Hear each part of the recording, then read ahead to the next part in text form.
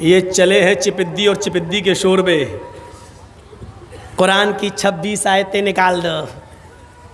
ارے تیری کھوپڑی میں اگر وہ آیتیں نہیں بیٹھ رہی ہیں تو اپنے دماغ کا گوبر صاف کر۔ قرآن کی آیتوں کے بارے میں کہہ رہا ہے 26 آیتیں صاف کرو، نکالو۔ اللہ نے ایسا نکالا کہ اس کی پتنی تک اس کو چھوڑ کے بھاگ گئی۔ تو قرآن کی آیتوں کو نکال لاتا، تیری اولاد نے تجھے نکال دیا۔ کوئی بچے گا نہیں، مذاق اڑاؤ گے تو اس کتاب کا۔ یہ چھوٹے چھوٹے بچے، جس بچے کی میں پگڑی باندھ رہا تھا، پگڑی لمبی تھی، بچہ چھوٹا تھا۔ ہم نے بھی زندگی میں کسی کی دستار بندی نہیں باندھی۔ ساری کائنات کی کتابیں ایک میدان میں لا کر اکٹھا کر دو اور سب کو جلا دو۔ دنیا میں کوئی بھی آدمی ایسا نہیں ہوگا جو اپنی کتاب کو دوبارہ لکھ لے، کیونکہ دنیا میں کوئی کتاب ایسی نہیں ہے کہ جس کو منہ زبانی کسی کو یاد ہو۔ ساری کتابیں جلانے کے بعد پھر آپ دیکھیے کہ کون سی کتاب بچ گئی، تو وہ کتاب ضرور جل جائے گی جو کاغذ کے ٹکڑوں پر لکھی ہوئی ہے، لیکن اس بچے کے سینے سے وہ کتاب کیسے نکلے گی جس کی میں نے ابھی دستار بندی کی ہے۔ پورے قرآن کو جلا دینے کے بعد بھی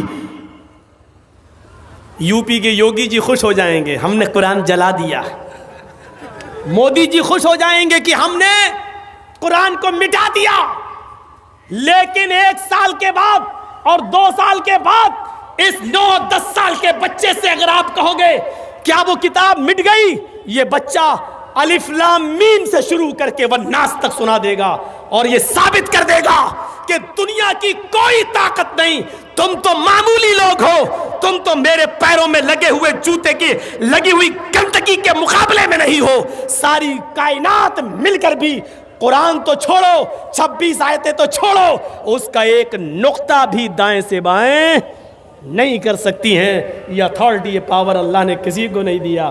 انا نحن نزلنا الذکر وانا لہ لحافظون، نازل کرنے والے بھی ہم ہیں اور حفاظت کرنے والے بھی ہم ہیں۔ اس کی حفاظت میں سمجھتا ہوں نام لینے کی ضرورت نہیں ہے۔ 26 آیتیں کس نے نکلوائی؟ آپ بھی مت لیجیے گا۔ یہ 2 کوڑیوں کے لوگوں کے نام لے کر میں کروڑوں کی تقریر بیکار نہیں کرنا چاہتا ہوں۔ ان کی کوئی اوقات نہیں ہے کہ ان کا نام لیا جائے۔ قرآن و حدیث کی کوئی قیمت لگا سکتا ہے؟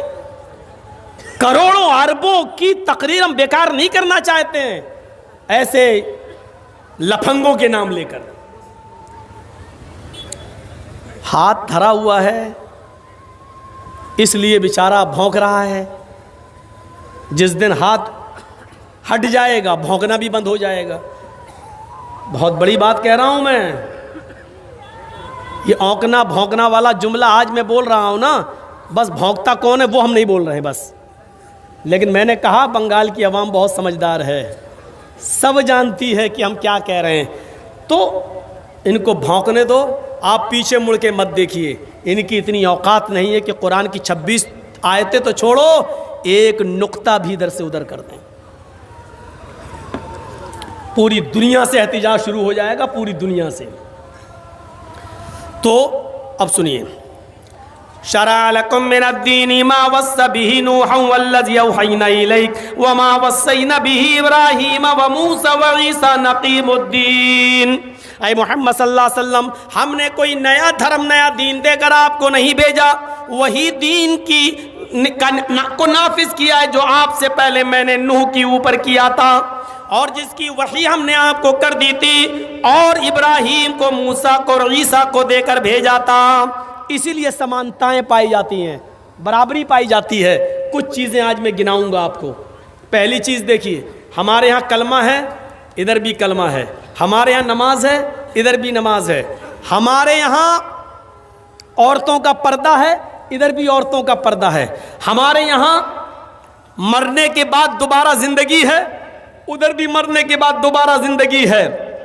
ہمارے ہاں بہت سے نبیوں کا آگمن اور آئے ہیں جو ان کا ذکر ہے ان کے ادھر بھی ہے. آئیے ایک ایک چیز بتاتے ہیں. پہلے کلمہ لیتے ہیں. کلمہ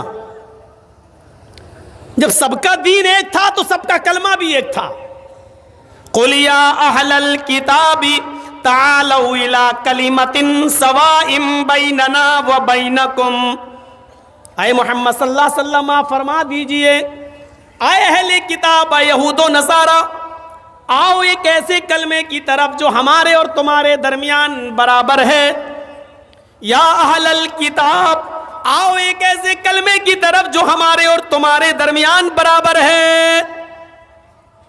اے یہودیو، اے عیسائیو، وہ تمہارا بھی کلمہ ہے اور ہمارا بھی کلمہ ہے، اس کلمے میں کوئی انتر نہیں ہے. دیکھیے نوح علیہ السلام کا بھی کلمہ یہی تھا، لا الہ الا اللہ نوح رسول اللہ. موسیٰ علیہ السلام کا کلمہ بھی یہی تھا، لا الہ الا اللہ موسیٰ رسول اللہ. عیسیٰ علیہ السلام کا کلمہ بھی یہی تھا، لا الہ الا اللہ عیسیٰ رسول اللہ. جب محمد رسول اللہ ہے تو ان کا کلمہ بھی یہی تھا، لا الہ الا اللہ محمد رسول اللہ.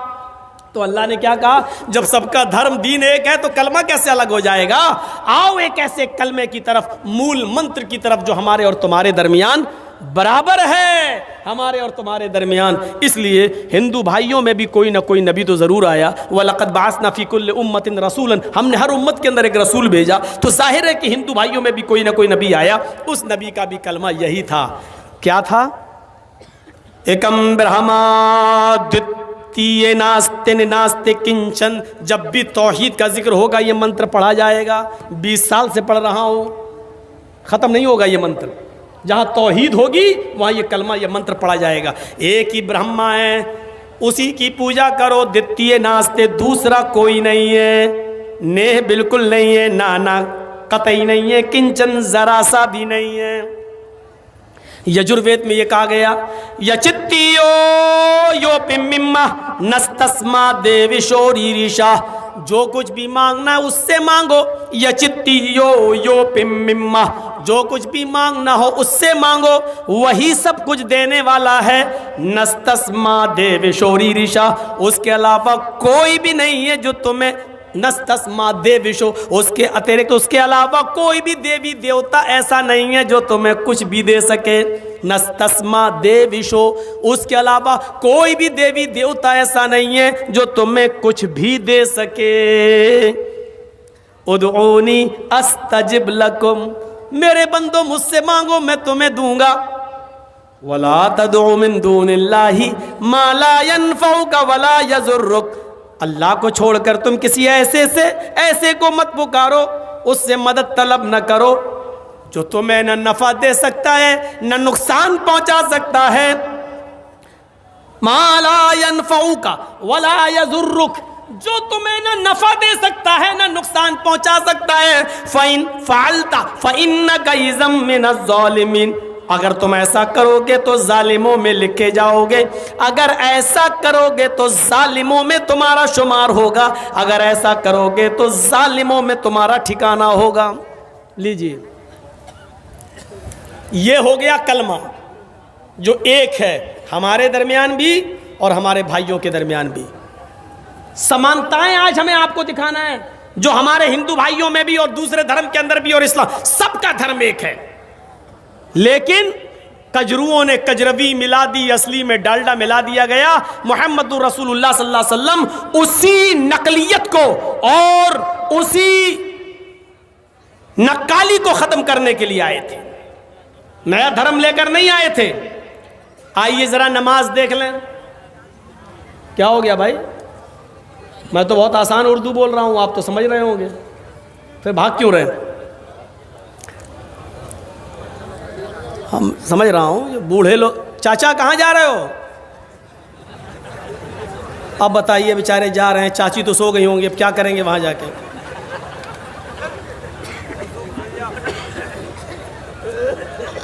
سنیے سنیے سنیے، نماز دوسری چیز ہم نے کہا تھا. نماز بھی دیکھیے دنیا کے ہر مذہب کے اندر،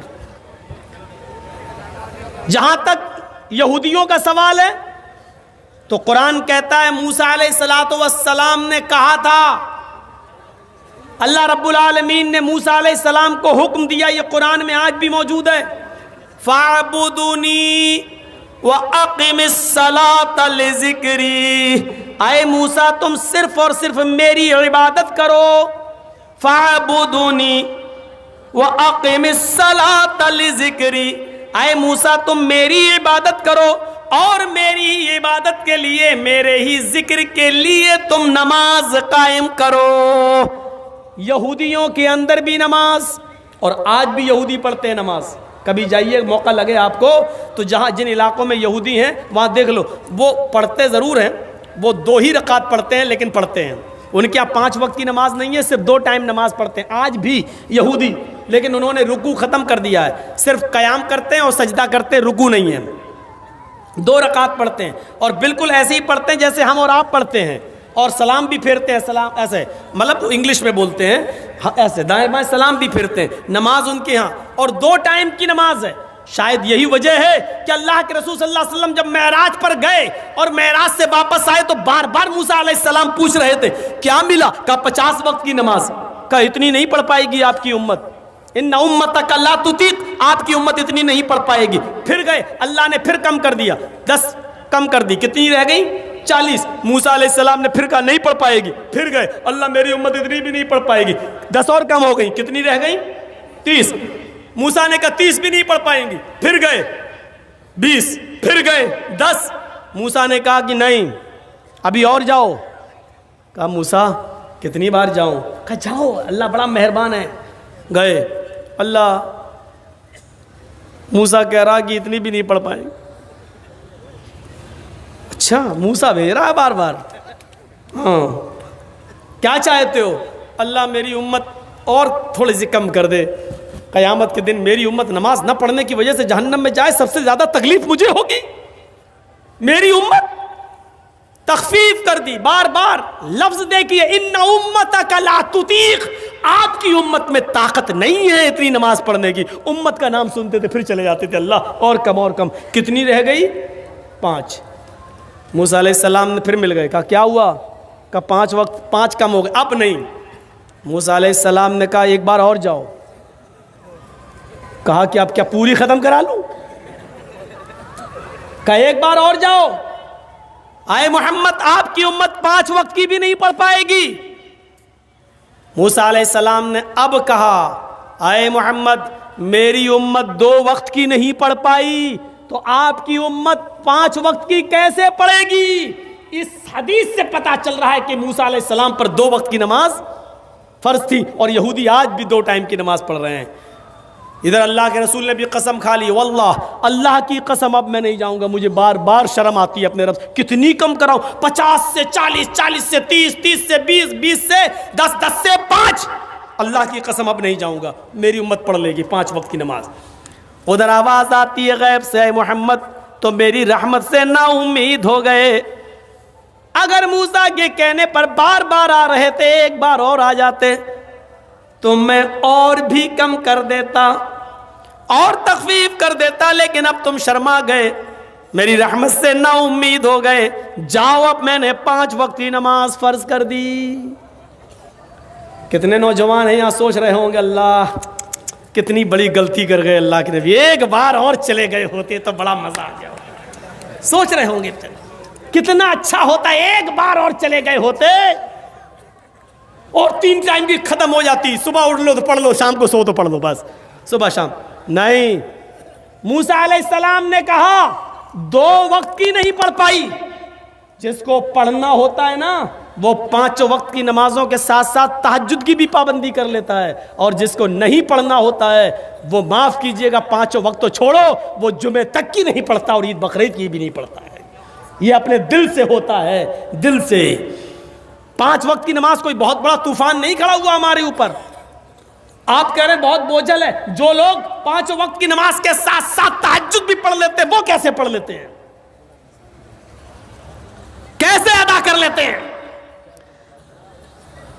فَاعْبُدْنِي وَاقِمِ الصَّلَاةَ لِذِكْرِي، پتہ چلا موسیٰ علیہ السلام کی اوپر بھی نماز فرض تھی، یہودیوں کی اوپر، اور آج بھی یہودی نماز پڑھتے ہیں، یہ نماز عیسائیوں میں بھی تھی. عیسیٰ علیہ السلام نے فرمایا وَأَوْصَانِي بِالصَّلَاةِ وَالزَّكَاةِ، میرے رب نے مجھے حکم دیا ہے نماز پڑھنے کا اور زکوٰۃ ادا کرنے کا. یہ نماز عیسائیوں پر بھی فرض تھی. عیسیٰ علیہ السلام نے کہا وَأَوْصَانِي بِالصَّلَاةِ وَالزَّكَاةِ، مجھے وصیت کی گئی، مجھے حکم دیا گیا میرے رب کی طرف سے، مجھے آرڈر ملا ہے میں نماز پڑھوں اور زکوٰۃ ادا کروں. یہ نماز عیسائیوں میں بھی پڑھی جاتی ہے اور آج بھی پڑھی جا رہی ہے. یہ نماز ابراہیم علیہ السلام پر بھی فرض تھی. ابراہیم پر بہت لوگ ایمان نہیں لائے، 85 سال تک دعوت و تبلیغ میں ویست رہے، مصروف رہے، لیکن ابراہیم کے اوپر کوئی ایمان نہیں لایا سوائے ان کے بھتیجے لوط علیہ السلام کے. وہ خود ایک نبی تھے.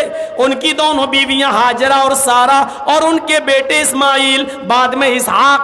ان چند لوگوں کے علاوہ پوری محنت اور کوشش کی، لیکن ان کے اوپر ایمان لانے والے لوگ پیدا نہیں ہوئے. لیکن ان پر بھی نماز فرض تھی. حضرت ابراہیم یہ کہا کرتے تھے ان صلاتی ونسکی ومحیای ومماتی للہ رب العالمین.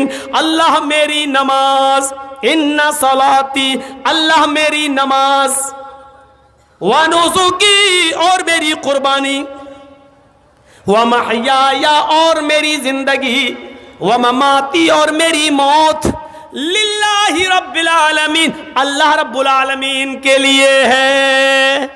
نماز ابراہیم علیہ السلام پر بھی فرض تھی. تو دیکھ رہے ہیں ہر مذہب کے اندر فرض ہے. ہندو دھرم کیسے رہ سکتا ہے؟ ہندو بھائی کیسے رہ سکتے ہیں کہ ان میں نماز نہ ہو؟ ان میں بھی تو کوئی نہ کوئی نبی آیا تھا. ಯೋಗಿ ಯುಜ್ಜಿತ್ ಸತತಮಾತ್ಮಾನಂ ರಹಸ್ಯಸ್ಥಿತ ಏಕಾಕಿ ಚತ್ತಾತಿಮ ನಿರಾಶೀರ್ ಪರಿಗ್ರಹ. श्रीमद् भागवत गीता अध्याय नंबर 6 और मंत्र नंबर 10. जब पूजा करो तो पूरे शरीर का योग कर लो. योगी, यूपी वाला नहीं बता रहा हूं मैं, आप लोग इसको मत समझ लेना. योगी युज्जित, ये गीता वाला योगी बता रहा हूं. जिसको गीता पढ़ना ना आती हो उसको हम योगी मानते ही नहीं. योगी युज्जित सततमात्मानम रहस्यस्थित. जब पूजा करो तो पूरे शरीर का योग कर लो. इबादत करो, भक्ति करो, पूजा तो पूरे शरीर का योग होना चाहिए. पूरे शरीर का योग सिर्फ नमाज में होता है.